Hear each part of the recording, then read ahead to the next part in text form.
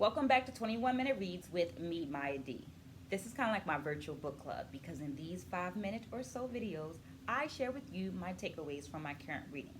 Right now, that is African Dance, an artistic, historical, and philosophical inquiry edited by Dr. Karyamu West Ashanti.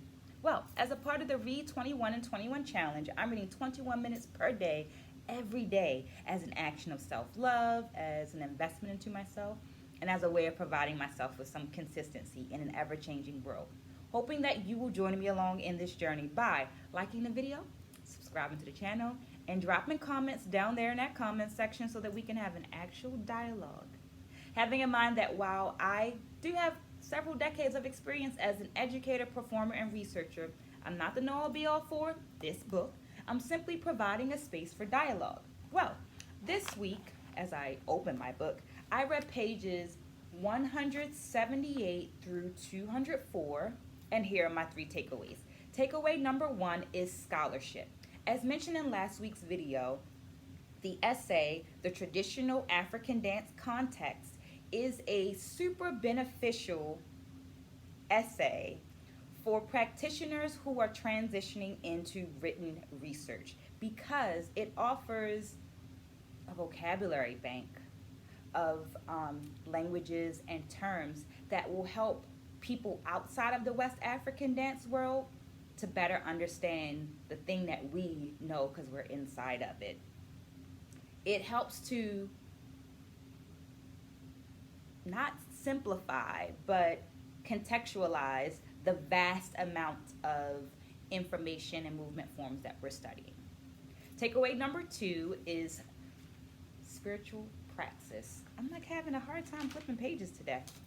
Bodily expressive forms of service is a quote from Omofalabo Soyinka Ajayi's essay, In Contest, The Dynamics of African Religious Dance. So I decided to use this essay in my upcoming spring semester courses for dance history, specifically my dance history courses for my dance majors, because it, in very digestible language, offers descriptive information and examples of why dance is a religious practice and how dance is used as a religious practice. And it does it in a way that encompasses more than just West African dance.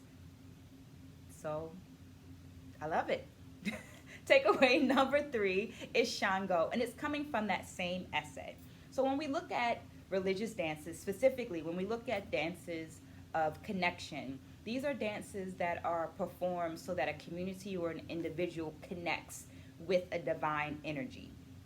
This essay goes on to explain those forms of dances and gives the phases that one would go through when they're performing the dance. It lists 3 phases.